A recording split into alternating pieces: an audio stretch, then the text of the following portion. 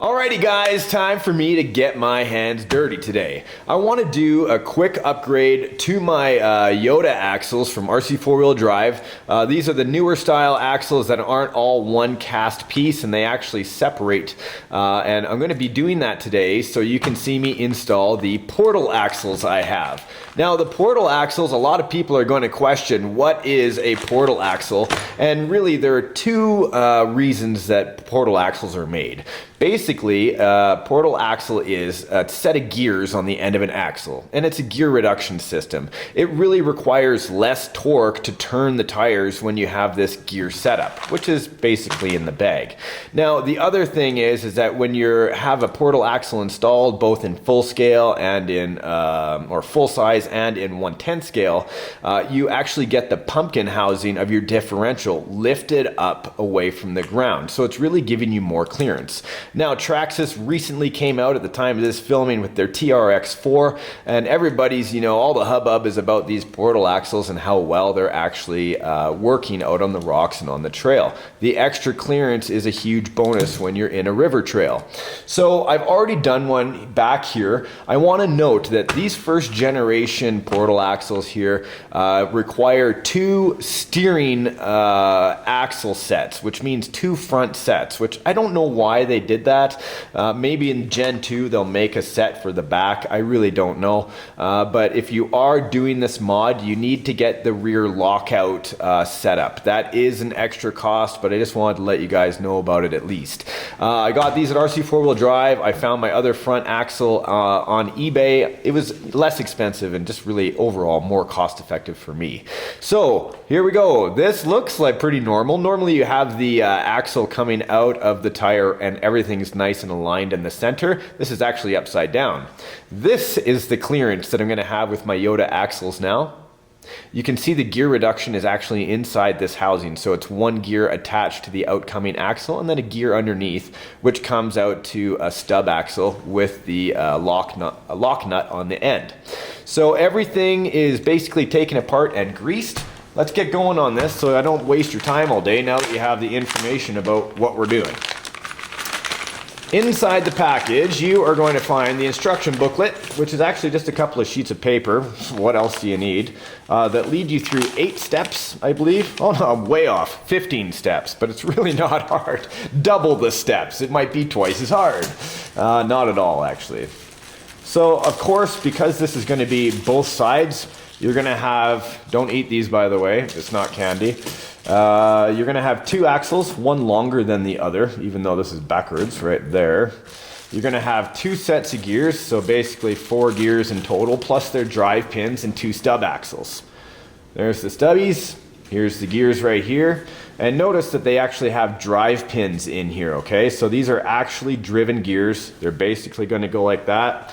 Laying this all out, super simple, and you guys can see it's really not that intimidating. So each side is basically going to look like that. Plus you're also going to have the bearings. Quit rolling away on me. Plus you're going to have the bearings on the inside. I believe there are 12 screws here, and here are the housings. Ta-da! Housings are pretty straightforward. One on either side. You'll see here there are 2 holes for bearings. There you go. One where the axle is actually going to stick through, the axle stub, and then a top bearing plate, basically. So, looking at this, just want to kind of lay it out on the right side. Number one, I'm going to have to disassemble this one. Look at me jumping the gun because it's exciting. Just going to use my spring-loaded pliers here. It just kind of grips it just enough. I don't have to worry about stripping anything off. Here we are. You guys always ask me about these factory team sets that I use. This is not the right bit. This is a different bit that I bought from killerrc.com. But these factory team bits actually come with a whole, I believe it's 6 bits in the end.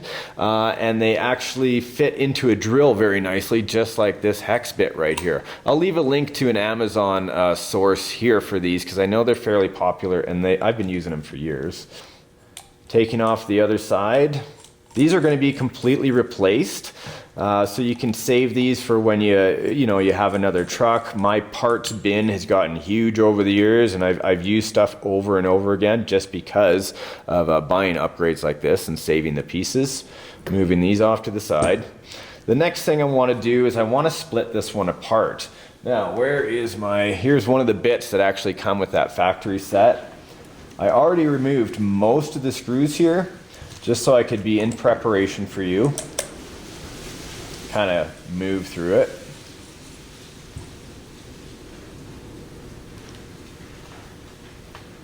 And then I'm going to remove this. Now I'm going to take this opportunity to actually slap in my helical gears, the heavy duty gears that I have, because the truck that I run this in actually has a huge electric motor, and I need as much strength as possible not to blow everything apart. These little tiny teeth, they actually can strip out and wear very quickly under too much duress. So, dun dun dun dun dun. Here we go. I've got a whole separate one done right here. You guys can see the helical gears are actually splined on an angle and give it way more grip than the other ones that are just the standard diamond shape.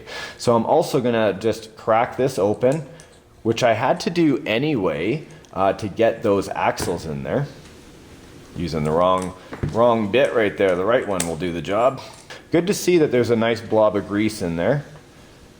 But I always try to take my axles apart, even though it can kind of be intimidating and a little bit boring. Like, why the heck would I want to take it apart when it works? Because you want to lube up these bearings and you want to get in there. If you're going to be running in the water or the mud, get in there. Don't be afraid. Learn your truck and you'll actually have way better use in the long run with it. This is the 5x11 I'm going to be using, right? I like these ones a lot better because they're sealed. They don't get as much gunk into them. And when I grease them, it kind of gives them an added protection. Now that I have the bearing here, now it's all done. Sorry about the delay. Now that I have the bearing, I'm going to go ahead and install my drive pin. This is one of the smaller drive pins that they give you. Take your gear, little 15 tooth gear, it's a 32 pitch. Pop that on there, and basically that side is ready to go. I'm going to pop a little bit of grease on my CVD joint. This one here I'm going to put just off to the side. I'll clean up the extra grease a little later on, and we're going to move to the other side. Okay, stub axle is next. Piece of cake, actually. A little tip and trick if you needed to keep everything in place, and instead of sliding apart, just put some grease in there prior to sliding it onto the axle shaft. Going to put some grease around the bearing, which again is just trying to help me prevent it from rust and help distribute any kind of heat that might be building up. This is the outside plate for the portal. Going to go ahead, stick that right through like that. Going to go ahead and take the axle on top and align it with that 15 tooth gear so they're both coming together. You can see that now. Now here's the interesting part. As a whole unit, which you really don't need to do, you're supposed to slide it all together, but I'm going to do it slightly differently. So you can see like this. And then I want to make sure I've got the right side done, and I do. This is an interesting design they've also done because you can actually pull the axle stub out if you take these two screws off, which makes it easy to replace and to service, but I wonder over longevity if that's going to be a problem. Housing faceplate on, that's how that's going to look. A little bit messy, but I'll wash it up in a second, and you're going to put in those 6 tiny screws. I'm going to grab these little grommets for the screws to actually mount into these screw holes right now. And you'll see I just gently took out the axle from the housing, which was easy to pop out. And I'm just sliding it into place inside the axle housing. So I'm going to switch over the axle to the shorter one, just sliding that into place. Making sure to use these little tiny grommets that I had from the other side, or collars, right? Screw collars. These collars are actually supposed to go in first before the axle goes in. And they actually protect your screw connection to the actual axle housing and gives it kind of a pivot point, right? That actually gives you the ability to turn it back and forth without screwing it down too tight. You guys will know exactly what I mean, especially if you do it wrong. And then just kind of turning those gears to make sure I can slide it all. Now, one thing I'd like to mention about these new alloy axles I've noticed is they strip out incredibly easy. Just the slightest too much torque and this stuff just kind of unthreads for you. And then you're kind of screwed because these are really expensive housings, around $60 USD, I think. Can't remember, maybe they're cheaper now, but definitely something you want to kind of keep an eye out for so when you go to play, you're not disappointed. All right, and there you have it. Just that simple. See, the front is steering, of course, no problem at all. The back had the lockout set. Now I've got my heavy-duty helical gears in there, as well as the portals are actually lifting it up quite a bit. Now, I would like to mention one thing to you guys that you may not have considered, and neither did I, and thank goodness I had lots of extra tire rims. Something I hadn't considered was where the axle stub came out and the tire was supposed to slide on. Now, if you're not careful, you might actually have the wrong rims and may have to upgrade those as well, which is a bit of a pain in the butt to hear, I know, but you may have a set that already fits. Depending on the rims you have, see these bead locks and how they're actually designed with these bumps? They have little bumps on the back as well. And when I put the hex adapter on, if you're not careful, you might actually have some rubbing issues on this different housing. As you can see, it's not perfectly center anymore because it's really lifted you up and moved that axle stub down, and you may have some issues with clearance. Now, most tires I've looked at actually do work with this. So here's the stock tire with the adapter on it. I don't have any clearance issues here at all. And as well, if I move on to like a 2.2 size, here's the Traxxas tire. The Traxxas tire actually gives me plenty of clearance. That's fine, I'm happy. Were they 1.9s? Yeah, these are 1.55s. Traxxas tires, I think, were 1.9s. Probably says right on it. It does, 1.9. And here are another set. Now you'll notice that most of the RC four-wheel drive rims actually have that adapter set, and these actually fit just fine.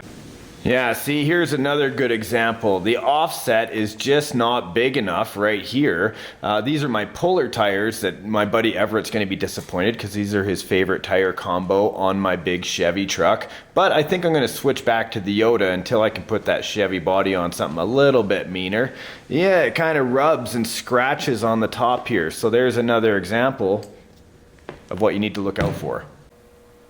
There you are, through the magic of editing. My axles are now installed on the YOTA. Check out the clearance I have now. It's huge compared to what it was. That was always one of the problems I had with my trail finder too, is that I always had to get hung up with these differential housings. But now I definitely have more clearance. I don't see any issues. These are just a couple of zip ties I'm going to turn back there. I like to zip tie these axles because they are two-piece, and any kind of help to keep these from busting away or separating, you know, I don't mind doing that. And when they're turned the right way, you can't even tell that they're there. So there you go. You guys might be wondering about this exo cage I have on here. Some of you may not. You may have seen it before. I have had it for a very long time. This was an RC four-wheel drive product. I have no idea if they still sell it or not. Best thing is, check out their site.